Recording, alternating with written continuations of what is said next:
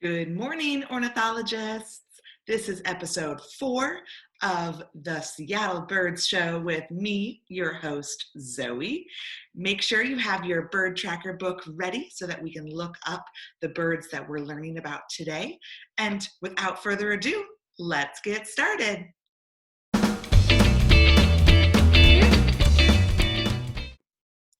Here is the first bird for today. Do you recognize it?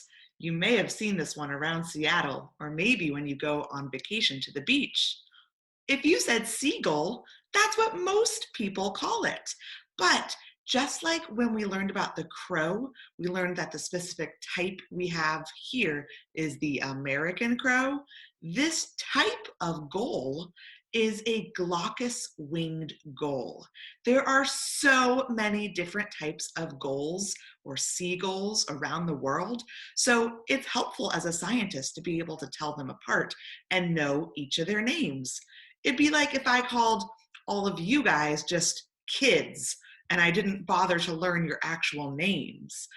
This one is not just one of those seagulls. This one is the glaucous-winged gull. Glaucous is a word that kind of means grayish colored. So when it's called glaucous-winged gull, can you think about why it got its name? Look at the picture. Yeah, because it has grayish colored wings. So the glaucous-winged gull is what many people here in Seattle call a seagull. But if you want to practice being a specific, knowledgeable ornithologist, you can practice using the full name for this type that we have here, the glaucous-winged gull. And not only do they have that grayish, glaucous colored wing, but they also have a big white neck and a white breast. And what do you notice that's special about their beak? Do you see any detail on there? Yeah, it's a yellow beak with a red dot kind of at the bottom of it. You can't always see the red dot from far away, but it is a fun little decorative detail that the glaucous-winged gull has. I bet you've heard glaucous-winged gulls call before, but here's a fun video of a lot of them at a park that really will show us what the call sounds like too. And that reminds me, you don't have to go to a beach or to a sea to see a seagull, to see a glaucous-winged gull. Here in Seattle, glaucous-winged gulls hang out all over the place. We're kind of close to the ocean here, especially the Puget Sound part of the ocean that comes closer to our city. And so seagulls hang out in the parks, on the sidewalks, on people's roofs, downtown. So the glaucous-winged gulls are easy to spot in lots of places. You don't have to go to the beach to find them. So without further ado, let's listen to these glaucous-winged gulls calling and screeching. There's a few calls in here. Oh, there's also a few other birds in here, so don't get those ones mixed up.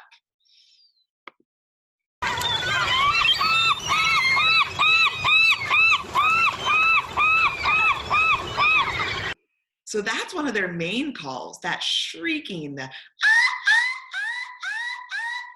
kind of like an alarm is going off.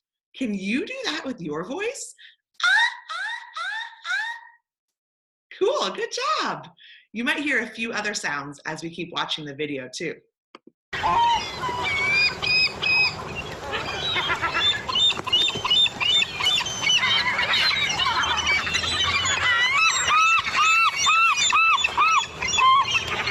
Did you hear all those other little squeaky sounds too?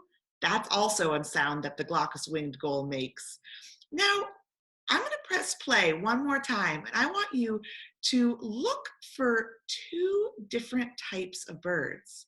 Well, they're not really two different types. They're both glaucous-winged gulls, but they look really different.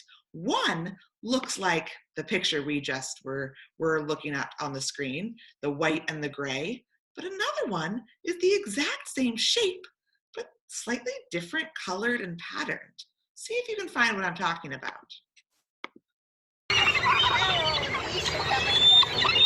Yeah, Do you guys see that other one? Yeah, so some of the glaucous-winged gulls have that gray and white, but some of them, like these two right in the middle of this part of the movie, are almost just all gray or kind of dappled, speckled gray. That's because those are the young ones. Those are kind of like the teenager gulls. They're not fully grown yet, so they don't have all of their bright white and gray colors yet. So if you see ones that look like this, they're also glaucous-winged gulls. They're just not fully grown up yet. They're just getting all of their grown-up feathers ready. But that is a good thing to know when you're trying to tell this bird apart from other birds that you see out and about, that they can either be nice and white and gray, or they can just be that dappled gray color too. Can you find it in your bird tracker? The one in the bird tracker is a grown-up. So it's gonna have the white and the gray, the glaucous wing, the gray wing. Let's see if you can find it. I'll look in my book too.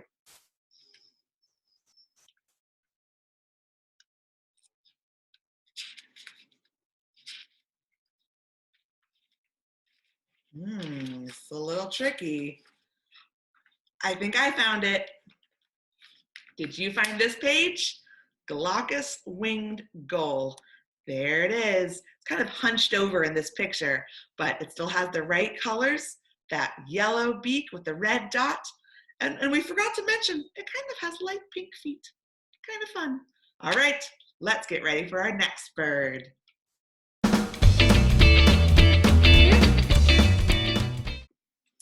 Here is our next bird. This one likes to live near water. Can you maybe guess why, based on what the shape of its beak is? Look at that beak. What do you think that's good for eating? If you said stabbing fish, you're right. Do you remember when we did that activity in class when you were trying all those different tools and pretending they were beaks to see what types of food they'd be good at eating? This one is like the stabbing beak at the fish station when you had all the candy Swedish fish in the tub of water, and some of you found that stabbing the fish was the best way to grab them. So that's what the great blue heron does. It's called great because it's very big, and it's kind of bluish, a little bit blue or gray. So that's the blue part of it, great blue. And then heron is the family of birds it belongs to. So this is a great blue heron. And what other body parts do you notice besides that really sharp, pointed, long, yellow stabbing beak and the bluish, grayish feathers?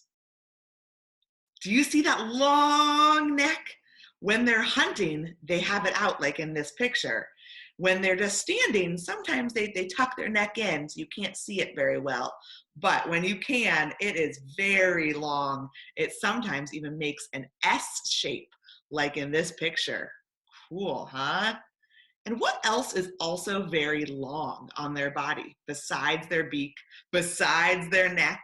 Do they have anything else that's a long body part? Yeah, their legs. Why do you think their legs are so long? Look what this heron's doing. Yeah, it's wading through the water. So what the heron does to hunt is it walks sneakily through the water, and it can't get its body too wet, and it can't make too many ripples or splashes in the water because that'll scare away the fish that it's trying to eat. So it has those nice long legs to just walk over the water with just little gentle steps so it doesn't scare away the fish and it can sneak up on them even more. And you can see that it also has a cool feather coming off the top of its head, which is a little hard to see if you're far away, but it's a cool detail to notice. A cool, long, a crown feather. All right, let's look at what the great blue heron sounds like. They don't make a lot of noise because they're trying to be sneaky, but sometimes if they make a call, this is what it will sound like.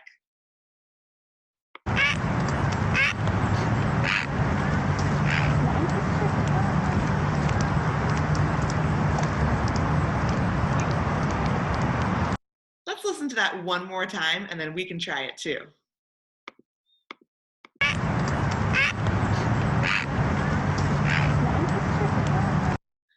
They're kind of like little croaky noises. Can you try that with your throat and my throat? I'll try it at the same time. It's a little bit like a soft crow caw. You guys sound great. We'll keep practicing.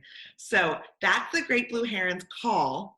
And I want to show you a couple other short snippets of great blue heron videos so that you can see what they look like when they're hunting and eating and using that cool stabbing beak.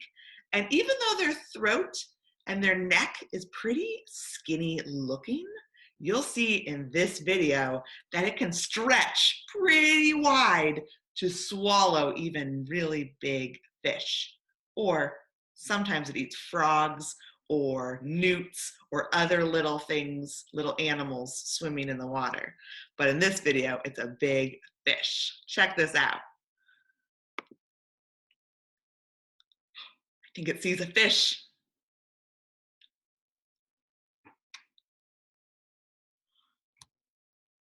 Wow, that is a really big fish. Do you think it's going to be able to fit that through its throat? Oh my goodness. It looks like it's trying to twist it to aim it the right direction. Here it goes.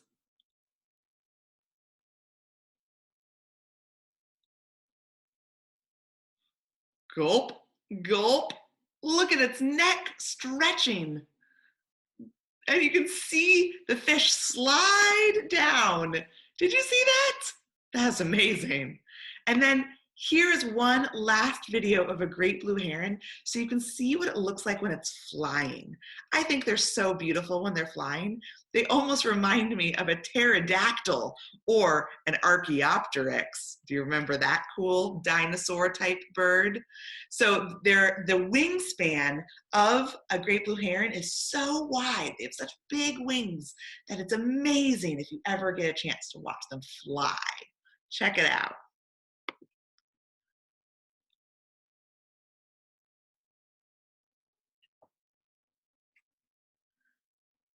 Isn't that amazing? They kind of look like an airplane. They're so big, if an airplane flapped. All right, let's see if we can find the great blue heron in our bird tracker. You look while I look too.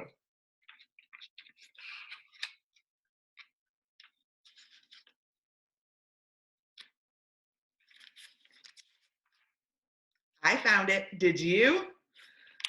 If you found this page, you got it. Great blue heron. So there it is. You can see it's sitting with its neck down a little bit, but you can still see that S-shaped skinny neck, those long legs. You can actually see the long legs better in this picture because it's perched on a branch, not wading in the water. And that long yellow stabbing beak. So there it is. Let's do one more bird today.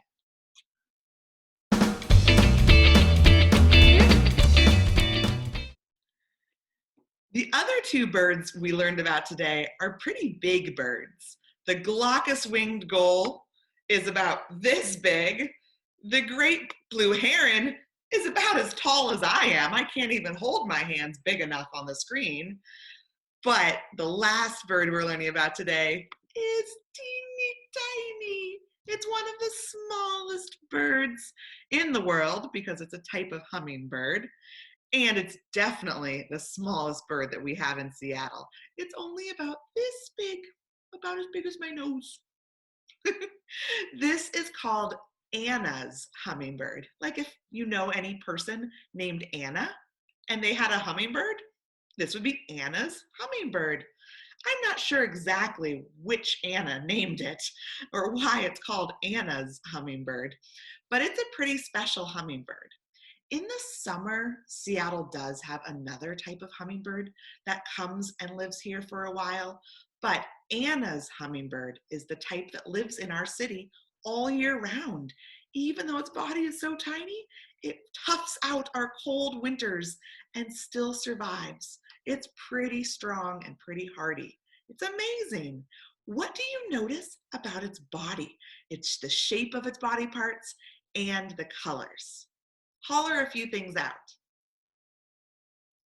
I heard a few people say the pink or red feathers along its neck and head. That's one of the defining characteristics. It has these flashy pinkish feathers right around its neck. The males, the boys, have a lot of them that are even brighter so that they can show off to the females to try to have them choose them to be the daddy for the eggs. But the females, the girls, also have some of those decorative feathers around their neck and face and head. So that's one of the cool attributes that an Anna's hummingbird has. What else do you notice? Are there any other cool colors? Yeah, all the green over its back, over its breast, on its tail feathers. There is green in lots of places on an Anna's hummingbird. There's also quite a bit of gray, and when you see them far away, especially if it's not a sunny day, they might look mostly gray on their body because what's special about their feathers is that they're kind of iridescent and a little shiny, and so they look different colors depending on how much sunshine is hitting them. So on darker, cloudier days, like I see out my window today, they're kind of going to look a little grayer on their bodies. But on sunnier days, their feathers are going to get all shiny and green and pink. But if you see the little tiny bird with this shape, no matter kind of what color feathers it looks like, it's probably going to be an Anna's hummingbird if it has one more defining body part. What is very special about its beak? Yeah, it's so skinny and so long. What do you think the Anna's hummingbird eats? Do you remember doing that activity in class where you had really skinny tube tools when we were testing out all the beak tools? What was that tool really good at eating? Nectar, exactly. So the Anna's hummingbird has that long, skinny beak, so it can stick it into flowers all the way to the back of a skinny flower and suck out the sweet, juicy nectar with its little tiny tongue. You can even see the tip of its little tiny tongue at the end of this picture, which is pretty special. So if you see a little bird about the size of a grown-up's nose, and it has that skinny long beak, and you can kind of see some shimmery feathers on it sometimes, and it's flying pretty fast. If it's flying, that's an Anna's hummingbird. Let's listen to the Anna's hummingbird call. I chose this video because they're so little that it's kind of hard to see them sometimes. So it's good to practice with your eye, trying to find them in a tree or zooming around a little bit so that you can practice, identifying them even when they're harder to see, because they're not usually just going to hang out on a branch like this and say, look at me, I'm an Anna's hummingbird. They're going to be a little harder to spot. So that's why I chose this video, because you can just barely see the Anna's hummingbird shape in those branches. But let's use our listening ears to hear what it sounds like too.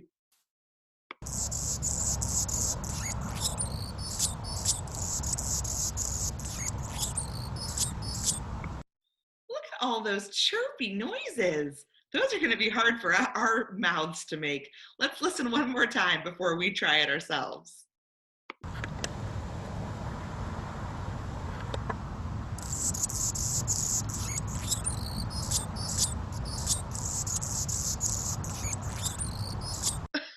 Oh my goodness, chirping and trilling and squeaking. Do you want to try? I'll try it if you do. All right, here we go.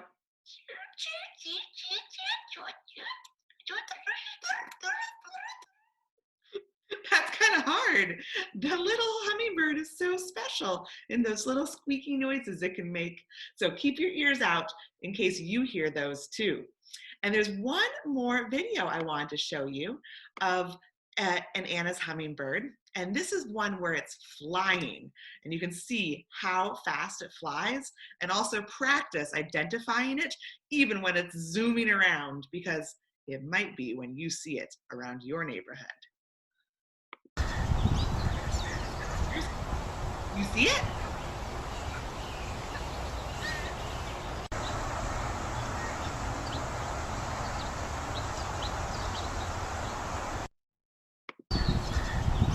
That's it. Did you catch it? It was kind of hard to see it in those two little snippets because it was zooming around so fast. But it's a good thing to practice because that's what Anna's hummingbirds like to do, is zoom around looking for nectar. So you might see them perched on a branch, but you'll more likely see them zooming around. So make sure you keep a special watchful eye for that and a special listening ear for their little chirping noises. All right, let's find that last bird for today in our bird tracker notebook.